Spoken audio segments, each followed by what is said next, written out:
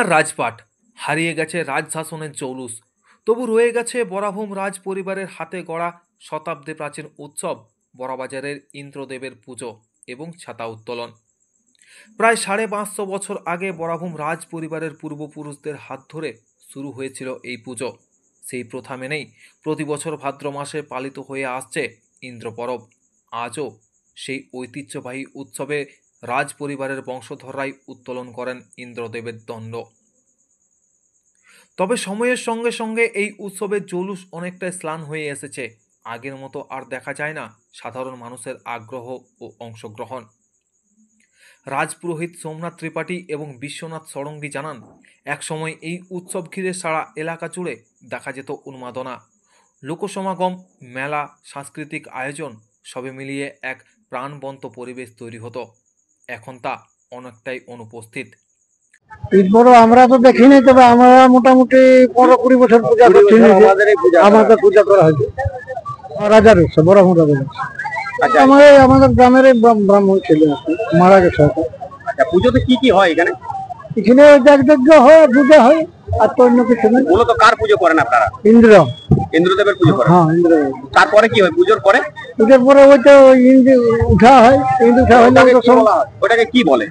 এটা ইন্দ্রের ছাতা। ইন্দ্রের ছাতা তোলা। হ্যাঁ। কি নাম আপনার? আমার নাম সোমনাথ ত্রিপাঠী। কোথায় বাড়ি? কোথায়? ডুমুরডি। পুজোটা করা হয় এখানে কার পুজো করা হয়?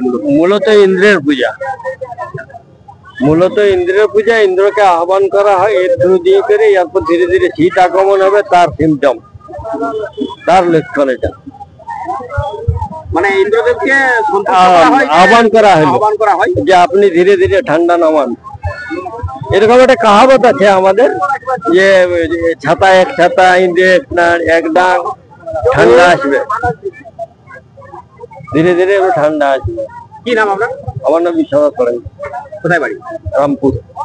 বরাভূম রাজ পরিবারের বর্তমান রাজা প্রদীপ কুমার সিংহদেব জানান, আমাদের পূর্বপুরুষের হাতে শুরু হওয়া এই ঐতিহ্য আমরা যথাসম্ভব টিকিয়ে রাখার চেষ্টা করছি। ইন্দ্রদেবের পুজো শুধু ধর্মীয় আচরণ নয়, এটি আমাদের সংস্কৃতিরও এক মূল্যবান অধ্যায়। প্রতি বছর এই দিনে রাজ পরিবারের সদস্যরা পুজোয় অংশ নেন এবং ইন্দ্রদেবের ছাতা উত্তোলনের মাধ্যমে উৎসবের শুভ সূচনা করেন।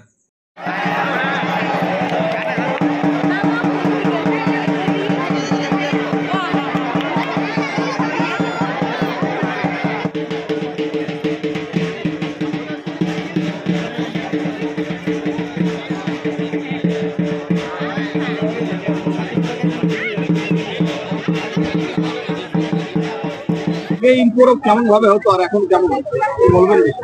আগেকার লোকের সমাবেশটা একটু বেশি ছিল, কিন্তু সেই অনুযায়ী এখনকার সমাবেশটা একটু কম। তবুও ঠিকই, মোটামুটি ঠিকই আছে। পুজো করা হয়, তারপরে ছাতা আছে, ছাতা তোলা হয়। আনুমানিক কতদিন ধরে শুরু হয়েছে এটা? মানে কতদিন? এটা যতদিন আমরা এখানে ইয়ে করছি ততদিন পর্যন্ত। আনুমানিক মানে কত বছর হবে? কত বছর?